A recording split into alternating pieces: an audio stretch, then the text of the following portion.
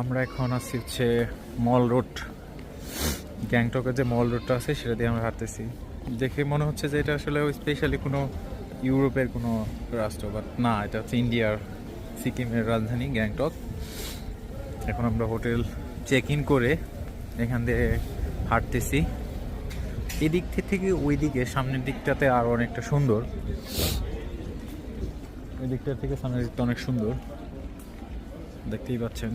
Wow, beautiful beautiful.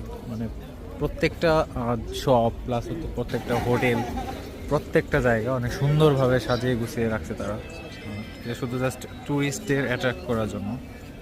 আর এটা হচ্ছে অনেক উপরে অবস্থিত পাহাড়ের মধ্যে। আর এখানে কিন্তু প্রচুর ঠান্ডা, এখানে টেম্পারেচার 10 ডিগ্রি। তারপরে হচ্ছে দেখেন অনেকে শার্ট পরে হাঁটতেছে, বা হচ্ছে অনেকে টি শার্ট পরে হাঁটতেছে, অনেকে আবার শীতের জন্য। বাট আমরা যেহেতু আসছি বাংলাদেশ থেকে, সেই ক্ষেত্রে আমাদের